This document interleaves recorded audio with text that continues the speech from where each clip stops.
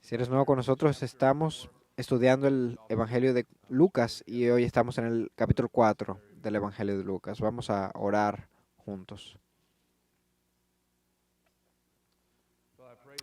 Padre, oro que al abrir tu palabra, el Espíritu venga al ministerio de tu palabra y que tú animes nuestras almas y ilumines nuestro entendimiento, nos hagas más a la imagen de Cristo. Oramos en el nombre de Cristo Jesús. Amén. A menudo en los deportes escuchas la frase ventaja de local. O sea que es difícil ganar un juego cuando estás fuera de casa.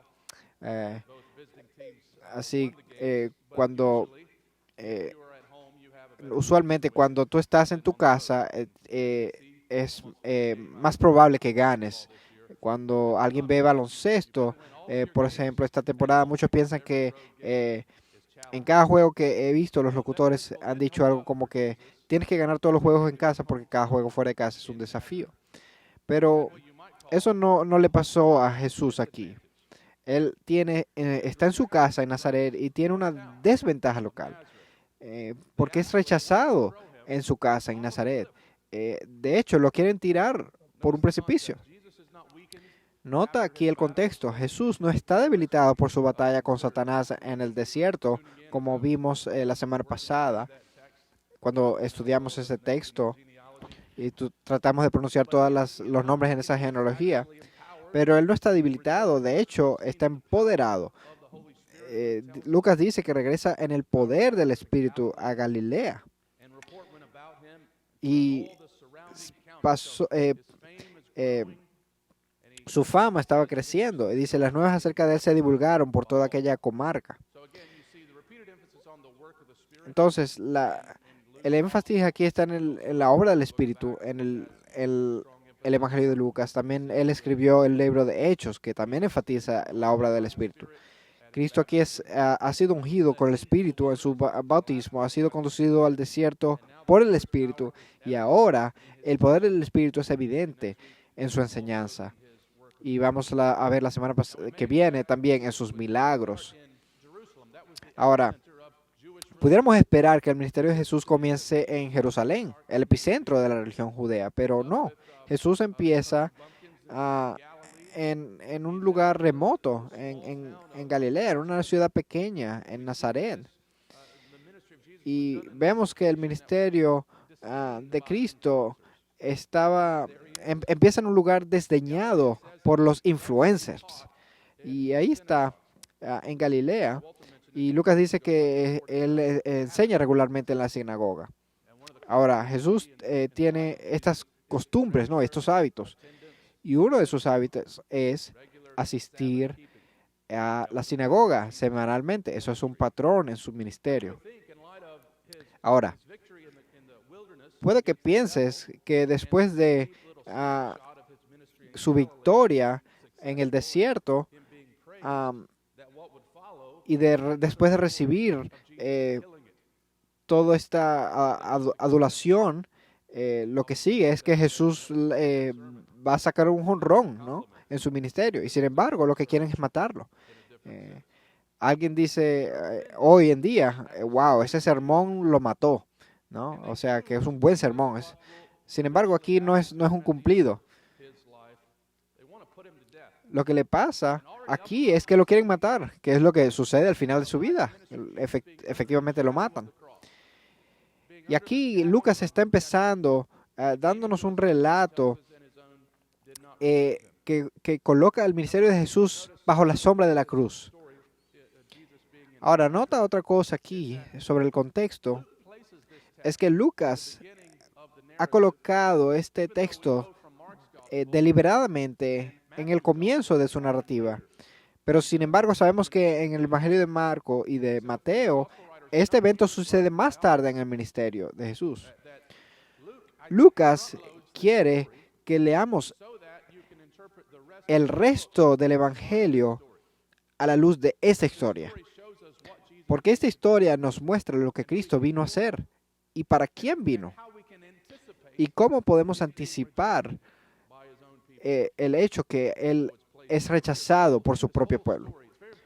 La historia entera es importante porque controla la manera como debemos leer el resto del Evangelio. A veces hay cosas que cambian la manera como nosotros vemos un evento entero. Recientemente leí que el grupo de béisbol de Carolina del Sur estaba jugando con un grupo de reclusos en la prisión. Y alguien estaba arguyendo con el umpire y alguien le dice, hey, mejor que no discute con el umpire porque está cumpliendo cadena perpetua por asesinato. Esa información es importante, ¿verdad?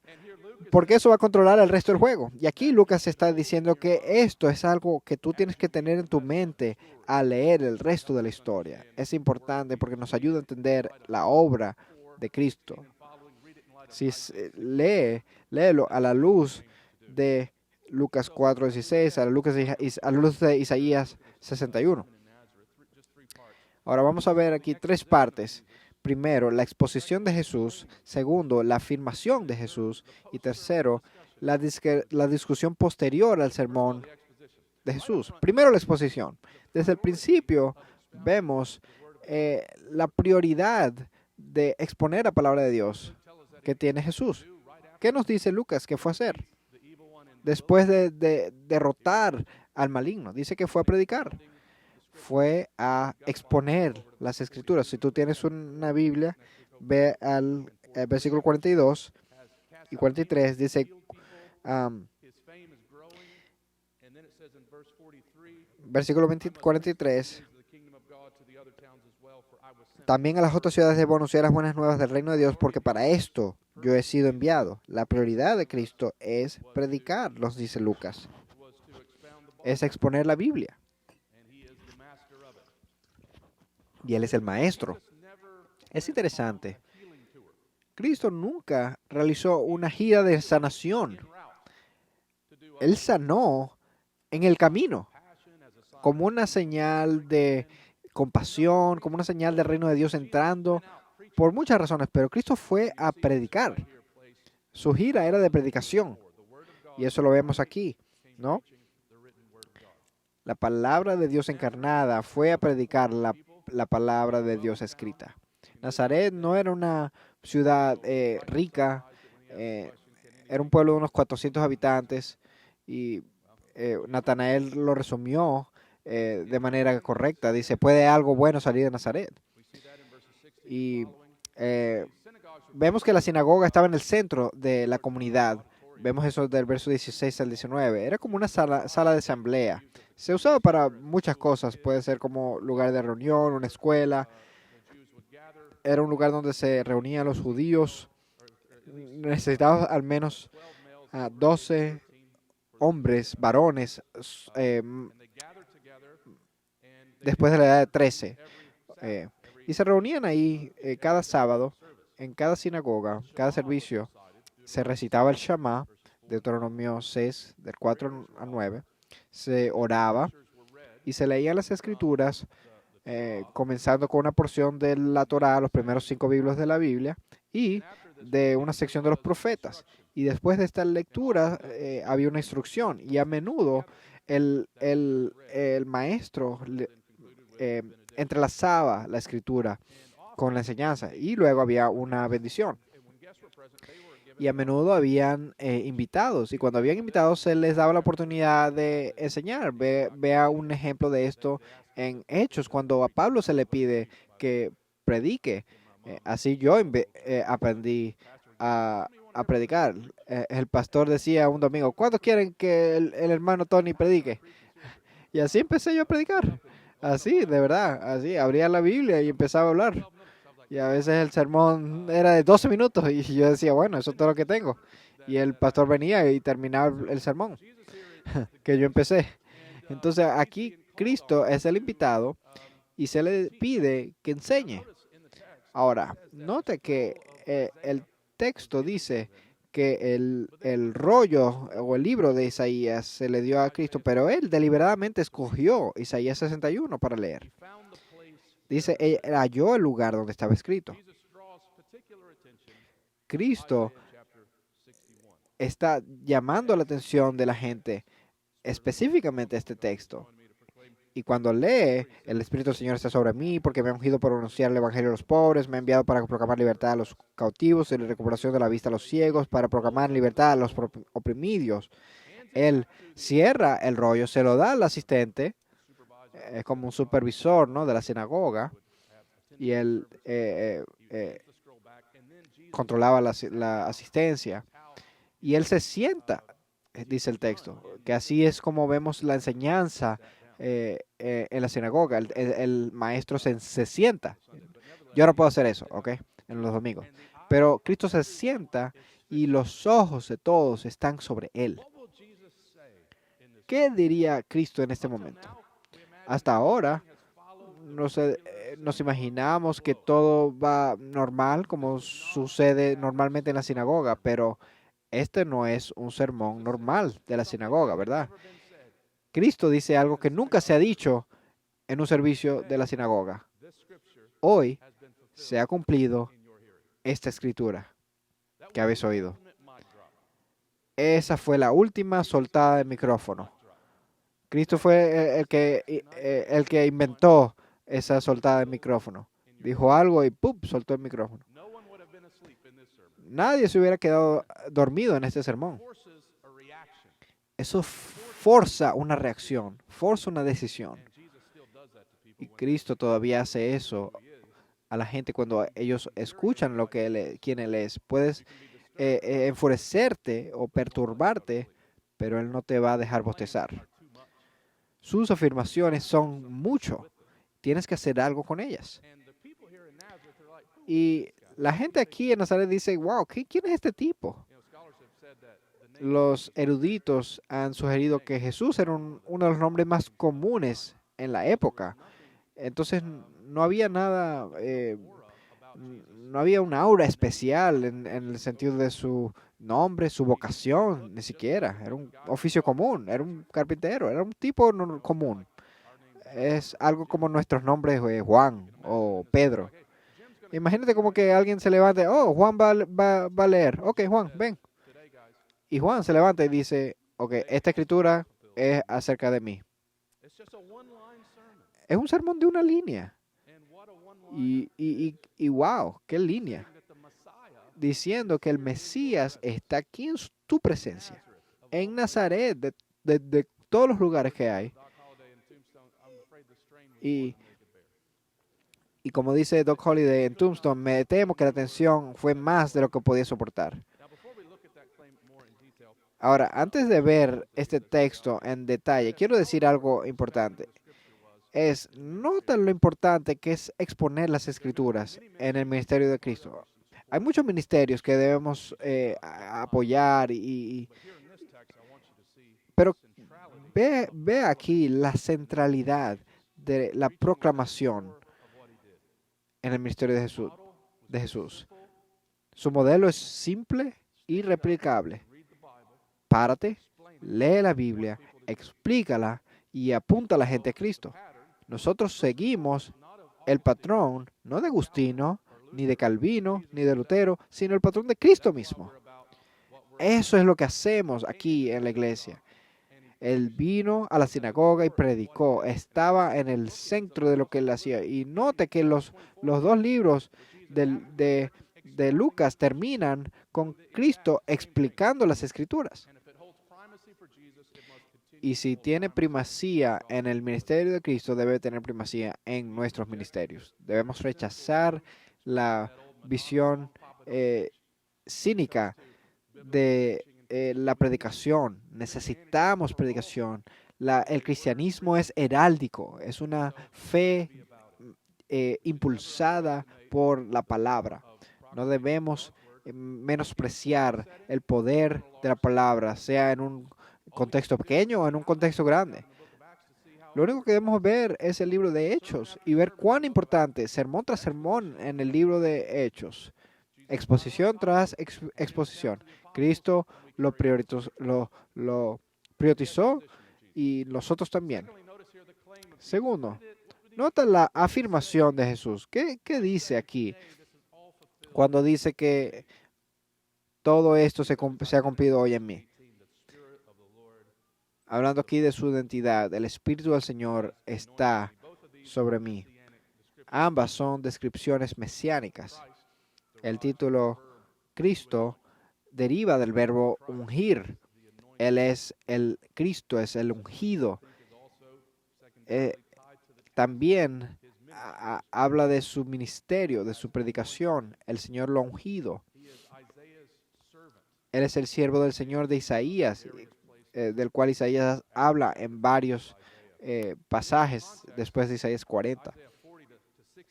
Y en ese contexto de Isaías 40 al 66, leemos de un nuevo éxodo que Dios va a traer a la gente fuera al exilio y Cristo está diciendo que este éxodo está viniendo en una persona. Dice, yo traigo libertad, yo soy el Mesías, el ungido. Vemos aquí que Cristo no está operando en la fuerza humana, está operando en la fuerza del Espíritu. Y si Cristo dependió del Espíritu, ¿cuánto más debemos nosotros depender?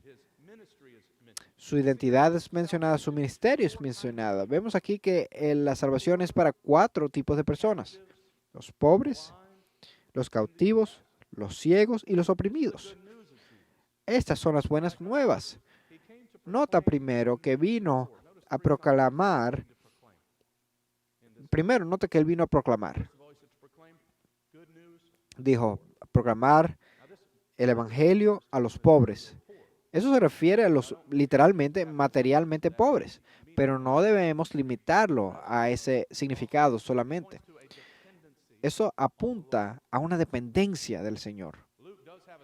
Lucas sí tiene una preocupación por los pobres y los oprimidos, como vamos a ver en el resto de su evangelio, pero muchos en Nazaret eran pobres en ese día. Esto era una ciudad pobre y sin embargo muchos rechazaron a Cristo. Puede ser que sean pobres, pero no eran pobres en espíritu. No necesitaban de Dios. Cristo vino a predicar buenas nuevas a aquellos que necesitan la gracia de Dios. Así que los ricos son invitados, sí, pero tienen que venir con necesidad. Venimos a Dios no ricos en espíritu, ni siquiera clase media en espíritu. Venimos a Él pobres en espíritu. Y aquellos que admiten su necesidad pueden encontrar salvación. En la ilustración que Cristo da, menciona a una pobre viuda y menciona a un rico militar llamado Naamán. Y los dos encontraron salvación. El secreto es, te vas a humillar delante de Él. Cualquiera puede venir, pero debe venir pobre, debe venir en bancarrota. Deben venir a Cristo sabiendo que necesitan salvación. Y Cristo te da algo más supremo que riqueza material, te da riqueza espiritual. Y nota aquí que Lucas no dice que no nos da un mensaje de sigue trabajando, no nos da un mandato moral ni una obligación de hacer más y esforzarnos más. Es una proclamación de gracia. Son buenas noticias.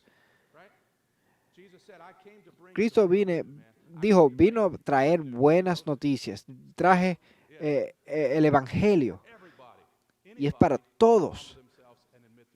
Todos, cualquiera que admita su necesidad. Segundo, dice que vino a proclamar libertad a los cautivos. Trajo liberación a los prisioneros. Debemos releer esto en un sentido espiritual, porque no vemos en ninguna ocasión en los evangelios cuando Cristo libera a nadie de la prisión. Vemos eso en el libro de Hechos, cuando libera a Pedro de la prisión, pero no vemos eso en su ministerio físico. Esta palabra libertad se usa unas 15 veces en Levíticos 25, cuando leemos algo acerca del año de jubileo. Y en ese año todas las deudas eran quitadas, todos los esclavos eran liberados y la gente volvía a su propiedad. El jubileo era como un nuevo éxodo, era libertad. Y en otros lugares esta palabra se usa para el perdón de los pecados, en Lucas y Hechos. Eso es lo que significa perdón, es tener todas tus deudas quitadas, es tener todas tus esclavitudes liberadas, es experimentar un nuevo éxodo. Cristo vino a que pudiéramos ser libertados de una deuda que no podíamos pagar. Nos da libertad de nuestros pecados. Y por eso cantamos, porque somos libres. Mis cadenas han sido quitadas. Él rompe el poder del pecado cancelado. Libera al cautivo. Su sangre puede limpiar. El tercer grupo son los ciegos. Él vino a dar vista a los ciegos. Jesús a menudo sana físicamente a los ciegos. De hecho, eso es un milagro. Hace algunos años prediqué del Evangelio de Juan. Y esto es un milagro que es único del Mesías. Uno de los aspectos únicos del Mesías es que Él le iba a dar la vista a los ciegos. Y vemos que Jesús sana más ciegos que cualquier otro milagro. Y ninguno de los seguidores de Cristo sanan a los ciegos. Esto es lo que el Mesías iba a hacer. Le iba a dar vista a los ciegos. Pero además, sería una gran bendición que recibir vista después de ser ciego. Pero eso no trata su necesidad más grande. Cristo vino a restaurar a los que son espiritualmente ciegos. Vino para ayudarnos a ver la gracia de Dios. Vino para que pudiéramos ver nuestra necesidad y volvernos a nuestro Salvador. Esto es un tema prominente en el Evangelio de Lucas. Vemos en el capítulo 24 que Él les abrió la mente. Que Dios nos abra la mente. ¿Dónde estaríamos si Dios no nos hubiera abierto la mente? A menudo Jesús sana a una persona ciega físicamente y Él no se va. Él sigue a Jesús. Es una ilustración de lo que es que se nos caigan las escamas de los ojos y poder ver a Cristo en su belleza y en su gloria y seguirlo.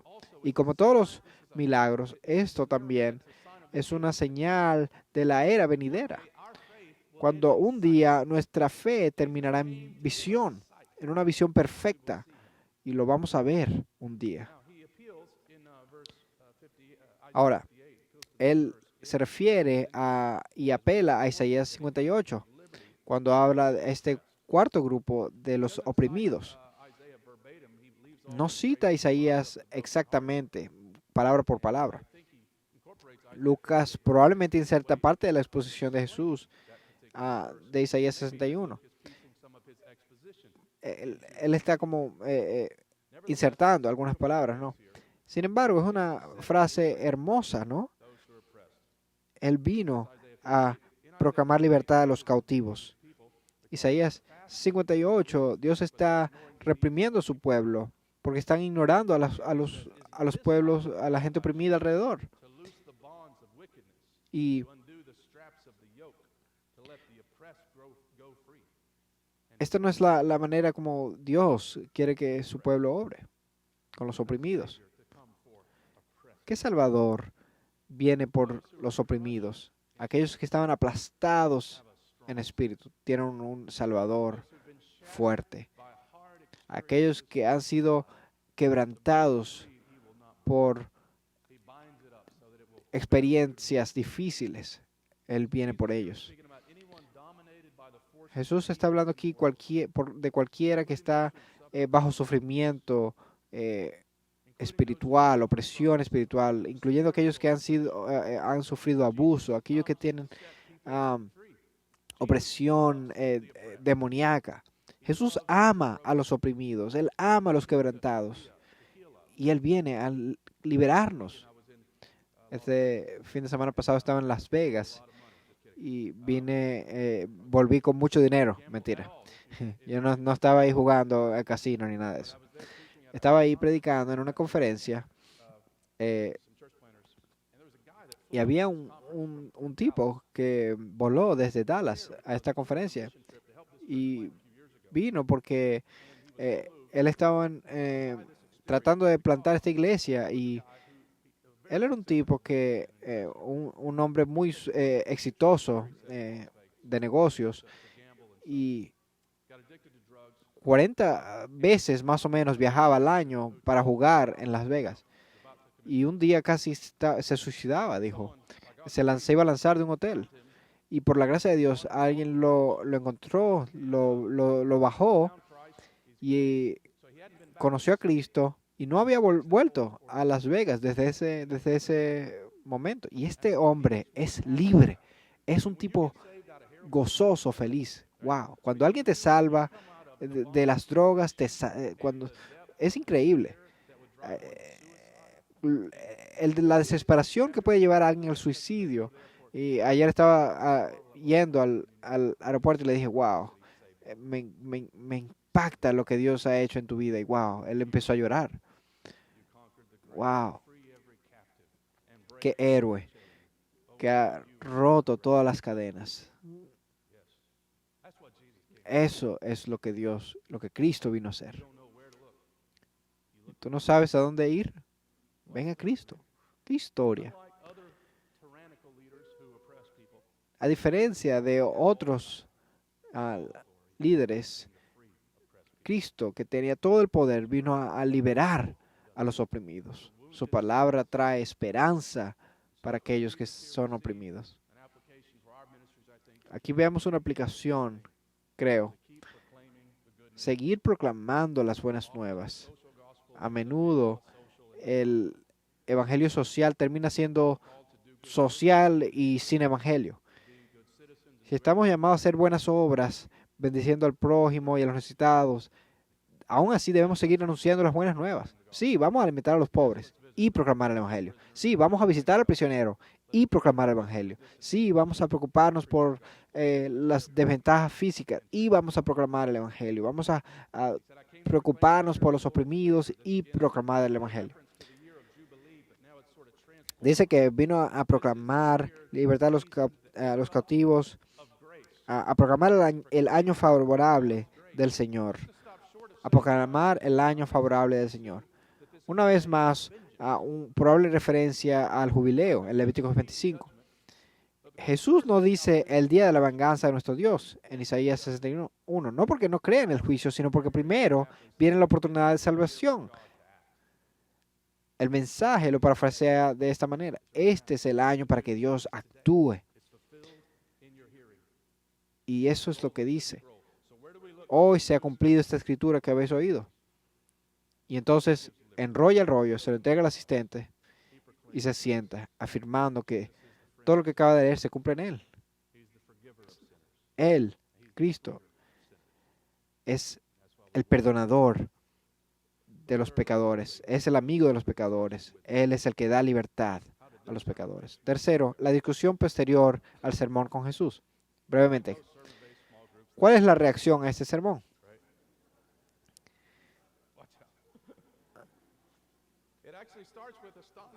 Comienza con asombro y termina con ira. Vemos en el versículo 22, los asombra, pero no creen que Él es el Hijo de Dios. Es similar como alguien que diga, wow, Cristo era un buen maestro, pero no era el Hijo de Dios. Bueno, eso pasó aquí en Nazaret. Ellos no niegan que es un buen maestro. Ellos no niegan ciertos atributos de su enseñanza. Pero que Él es el cumplimiento de Isaías 61, no. Eso es mucho. Entonces, el ánimo cambia al escepticismo. Empiezan a decir, ¿no es este el hijo de José? Eso no es un cumplido. Sabemos eso, por ejemplo, porque en Marcos 6 dice, este es el hijo del carpintero. Piensa en esto, no hay un aro de luz alrededor de Cristo. A lo mejor lo vieron crecer, lo vieron cuando era niño, lo vieron cuando estaba construyendo casitas, ¿no? Como niño. Y dicen, bueno, ¿de qué se trata esto? Imagínate ver a un tipo no normal, un Pedro, ahí en la tienda, temprano en la mañana comprando cosas. Ese es el tipo de pensamiento que tiene esta gente, ¿no? Probablemente. Y Cristo usa un proverbio, ¿no? Que era popular en esa época. Médico, cúrate a ti mismo. Y básicamente él los anticipa, les dice, le da significado a esa frase. Si Jesús es verdaderamente quien dice ser, entonces debería replicar lo que hizo en Capernaum, ¿no? O sea, debe sanar a la gente aquí, como hizo en Capernaum.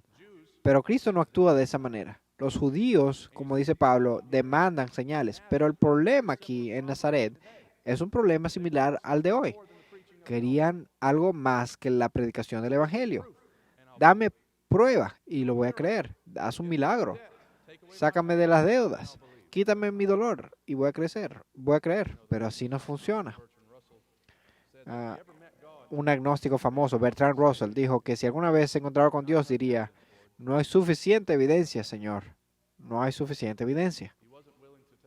No estaba dispuesto a tomar la palabra de Dios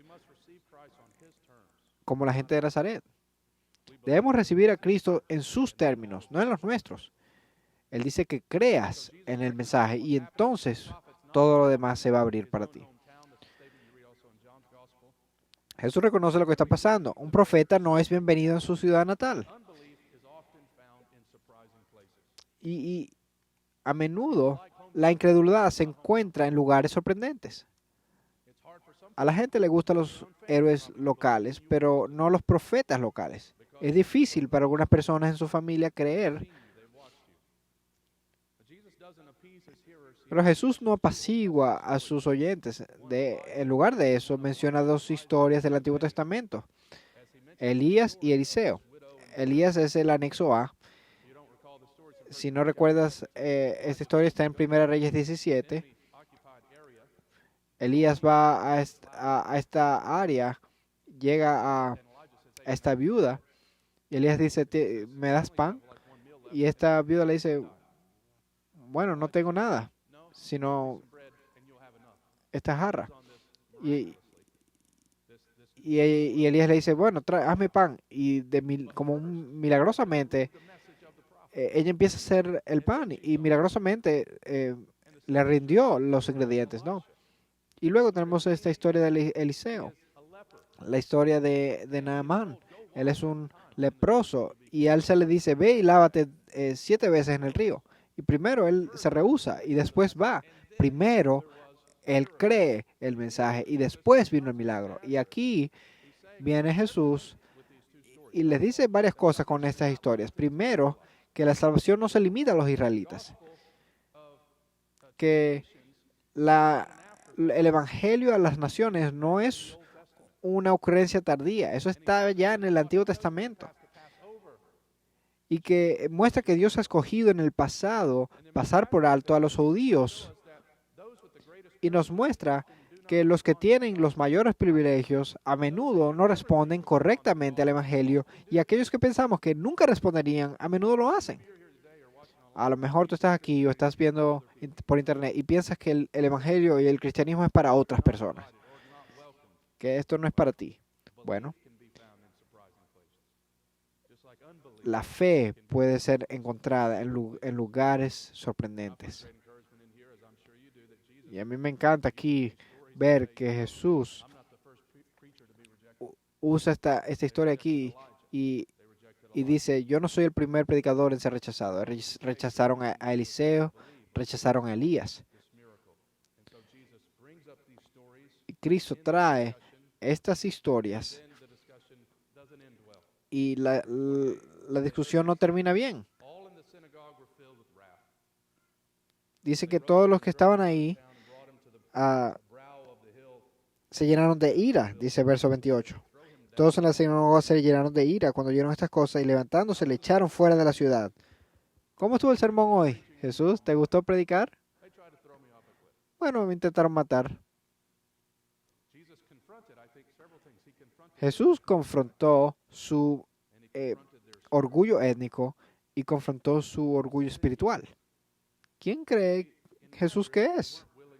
En Nazaret no querían admitir que eran pobres, no querían admitir que necesitaban ser libres o que estaban ciegos. Entonces, Cristo se va y no leemos más que Cristo vuelve a Nazaret, más nunca. Y de alguna manera, en verso 30, como Houdini, pasa por en medio de ellos. ¿Qué pasó? ¿De dónde se fue? Lucas no nos da los detalles para satisfacer nuestra curiosidad. Eh, Algunos vemos una sombra de la cruz, pero también de la resurrección aquí. Esta ira presagia lo que sucederá en su rechazo final, la crucifixión. Y nos debería animar a aquellos que hemos sido rechazados en nuestra fidelidad al Evangelio. Pero nota que esa historia no termina cuando Él es rechazado. Si tú estás aquí y sigues alrededor de la iglesia, esto es un verso importante aquí. Puede que tú estés familiarizado con Jesús, pero no estar en Cristo. Un predicador, J.C. Ryle, dice: cuán aptos son los hombres para despreciar los más altos privilegios cuando están familiarizados con ellos. Es un privilegio escuchar el Evangelio, pero no lo escuches solamente, créelo. Cristo fue rechazado no en Sodoma y Gomorra, sino en Nazaret. Eso es como decir que fue rechazado en la iglesia. Fue rechazado por la gente que escuchó el mensaje. Entonces, cree, no rechaces al Salvador, recíbelo. Él ha venido para traernos libertad, para darnos vista, para salvarnos. Y lo adoramos hoy como el Mesías. Padre, gracias por tu palabra hoy. Qué buenas nuevas que Cristo vino a proclamar y a cumplir. Y nos maravillamos de la gracia que hemos recibido. Gracias, Cristo, por ser un amigo de los pecadores, un perdonador de los pecadores. Y ahora, al volver nuestra atención a la mesa, recordamos el rechazo que sucedió en Gólgota, el evento que nos ha dado todos los beneficios que hoy tenemos, cuando tú fuiste rechazado y crucificado en nuestro lugar. Te damos las gracias que soportaste ese castigo y que reinas victoriosamente, y queremos verte con nuestros ojos hasta ese día. Danos gracia para mantenernos fieles. En el nombre de Jesús. Amén.